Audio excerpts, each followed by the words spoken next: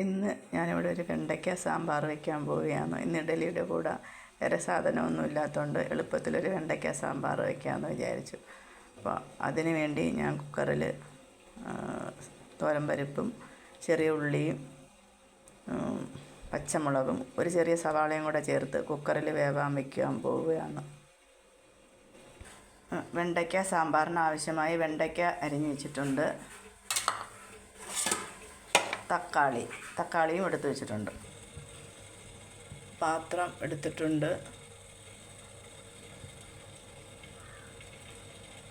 അതിനകത്തേക്ക് കുറച്ച് എണ്ണ ഒഴിക്കാം.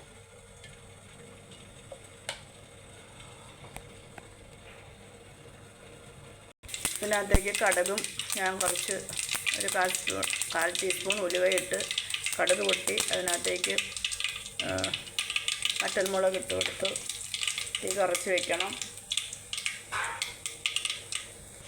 ഇതിനകത്തേക്ക് നമ്മുടെ അരിഞ്ഞ് വെച്ചേക്കുന്ന തക്കാളി ഇട്ട് ഇതിൻ്റെ കൂടെ വെണ്ടയ്ക്കയും കൂടെ ഇടാം. ഇത് നന്നായിട്ട് വാട്ടിയെടുക്കണം. പരിപ്പും ഉള്ളിയും ഒക്കെ വേവിച്ചത് ഇരിപ്പുണ്ട് ഇവിടെ.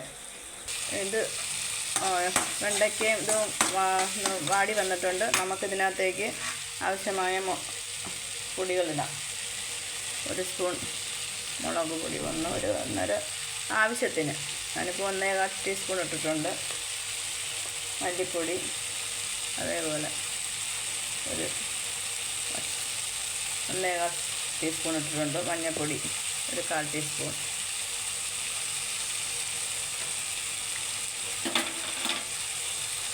നന്നായിട്ട് തീ കുറച്ച് വെക്കണം. ഇത് കരിയാൻ പാടില്ല. തീ ഓഫ് ചെയ്തിട്ട് ഞാൻ കായപ്പൊടിയും കൂടി ഇടുകയാണ്. തീ ഓഫ് ചെയ്ത് ഞാൻ കായപ്പൊടി ഇതിനകത്തിട്ടിട്ടുണ്ട്. ഇത് നന്നായിട്ട് ഇതിൻ്റെ ചൂടിൽ ഒന്ന് പച്ചമണം ഒന്ന് മാറിക്കിട്ടും. ഇനി ഇത് ഞാനെടുത്ത് ഇതിനകത്തേക്ക് ഞാൻ സാമ്പാറിൻ്റെ പരിപ്പ് വേവിച്ച് വെച്ചേക്കുന്ന ഉള്ളിയും കൂടെ വേവിച്ച് വെച്ചേക്കുന്ന എടുത്തൊഴിക്കാൻ പോവുകയാണ്. പരിപ്പ് ഒഴിച്ചിട്ടുണ്ട്. ഇത് നന്നായിട്ട് നമ്മൾ തിളപ്പിച്ച് വെള്ളം വേണമെങ്കിൽ തിളപ്പിച്ച വെള്ളം ലൂസാവണമെങ്കിൽ കുറച്ച് തിളപ്പിച്ച വെള്ളം ഒഴിക്കുന്നതാണ് നല്ലത്. ഞാനകത്ത് കുറച്ച് വെള്ളം കൂടെ ഒഴിക്കുന്നുണ്ട്. ഇത് ഒരുപാട് അങ്ങ് കുറിപ്പോയി. ഈ വെണ്ടയ്ക്ക സാമ്പാർ ഒരുപാട് അങ്ങ് കുറുവണ്ട. ഇവിടെ വെണ്ടയ്ക്ക സാമ്പാർ റെഡി ആയിട്ടുണ്ട്. ഞാൻ 2 കറിവേപ്പിലയും കൂടി ഇട്ട് കൊടുത്തു. തീയൊക്കെ കത്തിച്ച് തിളച്ചിട്ടുണ്ട്. ഇവിടെ അതാണ്ട് ഇഡ്ഡലി വേവുന്നുണ്ട്. വെണ്ടയ്ക്ക സാമ്പാർ ഇവിടെ ഈ അടുപ്പിലിരിക്കുന്നു. ഇതങ്ങനെ വെണ്ടയ്ക്ക സാമ്പാർ റെഡി ആയിട്ടുണ്ട്. ഞാൻ കുറച്ച് വെള്ളം കൂടി ഇതിനകത്ത് ചേർത്ത്. വെണ്ടയ്ക്ക സാമ്പാർ ആകുമ്പോൾ ലൂസിലിരിക്കണം. തിളച്ച് റെഡി ആയിട്ടുണ്ട്.